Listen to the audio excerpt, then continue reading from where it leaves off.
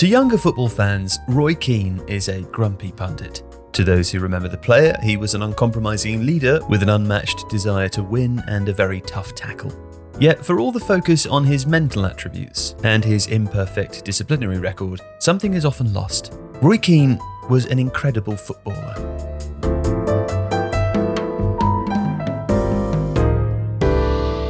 Keane's playing career can probably be split into two parts: the true box-to-box midfielder and the slightly deeper member of the midfield too. In the first part, it's worth emphasising just how rapid Keane's early ascent was. As a teenager, he'd been rejected by a host of teams in Ireland and England who felt that he was too small to sign. At 16, he left school without the necessary qualifications and did odd jobs, lugging beer barrels and picking potatoes to earn money. At 17 though, he signed for Irish second division side Cove Ramblers, where his performances caught the eye of a scout from Nottingham Forest, and just a few months later he was making his debut against Liverpool in the English First Division. What propelled Keane onto the big stage was not just his determination and combativeness though, it was also his impressive eye for goal. You see, in those early days, Keane felt that once he'd won the ball back, his main job was to make runs, get from box to box, and break forward to score. In his first season at Forest, he scored 11 goals in all competitions, despite the step up from the Irish second tier. In his second season, he scored 14, and it's hard to think of many midfielders who've been prolific at such an early stage of their career. As a teenager, Keane registered more goals in the English top flight than Cristiano Ronaldo in considerably fewer appearances. By the end of his third season at Forest, he secured an English record £3.7 million transfer to Manchester United, where he formed a dominant midfield partnership with Paul Ince.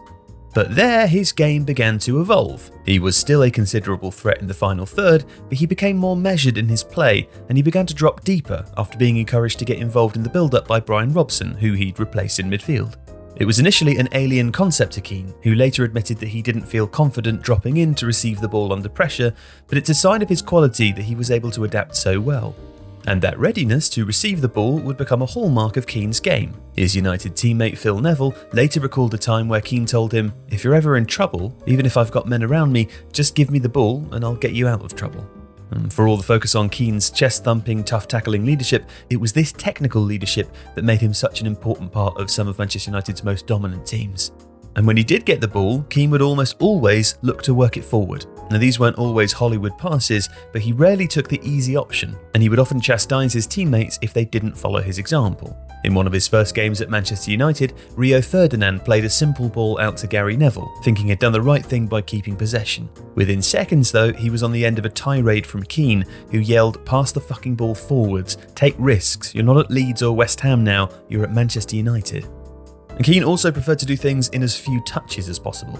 Gary Neville was another who was on the end of one of Keane's famous verbal assaults after taking a touch to steady himself before crossing the ball in a Premier League game against Coventry, instead of whipping the ball in first time.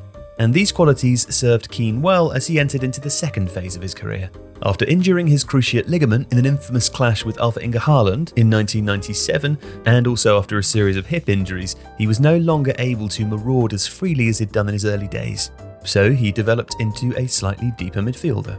He wasn't quite Rodri's profile, not totally a pure six, and he did retain some of his box-to-box temperament, but he was more considered. If progressive passes had been measured in the late 1990s, then Keane probably would have stood out.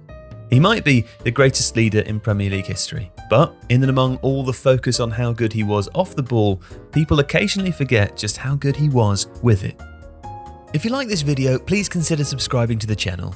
The Athletic is home to some of the world's best sports journalists, including David Ornstein, Daniel Taylor, Ollie Kay, Amy Lawrence and James Horncastle.